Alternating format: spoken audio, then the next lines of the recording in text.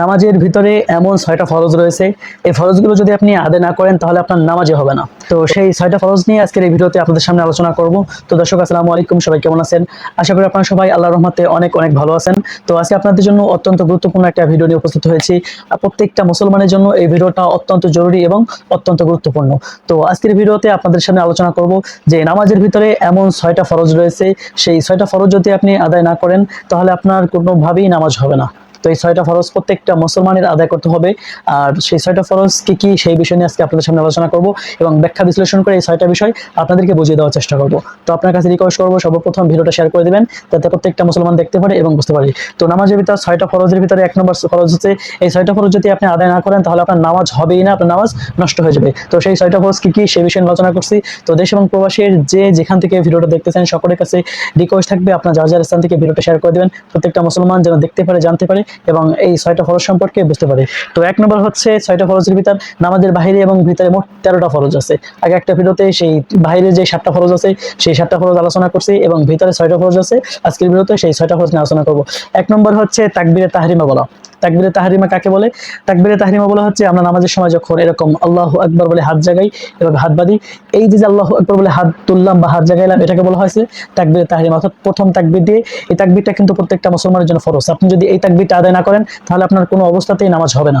ঘটনাক্রমে মনে করেন নামাজ চলতেছে, মসজিদে জামাত শুরু হয়ে গেছে, একজন ব্যক্তি দেরিতে মসজিদে দৌড় দিয়ে আসছে, দৌড় দিয়ে আসার পরে দেখে যে ইমাম সাহেব রুকুতে চলে গেছে।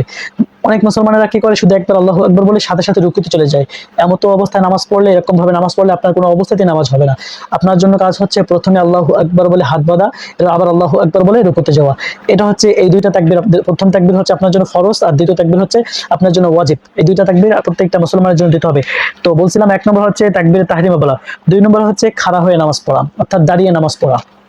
এবার দাঁড়িয়ে নামাজ পড়া মানে কিয়াম করা, যেটাকে দাঁড়িয়ে নামাজ পড়ে আমরা দাঁড়িয়ে যেরকম আল্লাহু আকবার বলে দাঁড়িয়ে নামাজ পড়ি। এবার মনে করেন প্রশ্ন থাকতে পারে, যদি কোনো ব্যক্তি অসুস্থ থাকে বা দাঁড়িয়ে নামাজ পড়তে পারে না, সে কিভাবে নামাজ পড়বে? যদি কোনো ব্যক্তি অসুস্থ থাকে তাহলে সে বসে নামাজ পড়তে পারে, কারণ মাজুরের জন্য ইসলামে অনেক কোনো অজুহাত নেই। মাজুর যে অবস্থায় নামাজ পড়তে পারে সে অবস্থায় পারবে। যদি এমন অসুস্থ হয়ে পড়ে যে দাঁড়িয়ে পড়ে সে নামাজ আদায় করতে পারতেছে না, সে শুয়ে পড়ে নামাজ আদায় করতে হবে, তাহলেও করতে পারবে, তাহলে তার জন্য শুয়ে পড়ে নামাজ আদায় করাও জায়েজ আছে।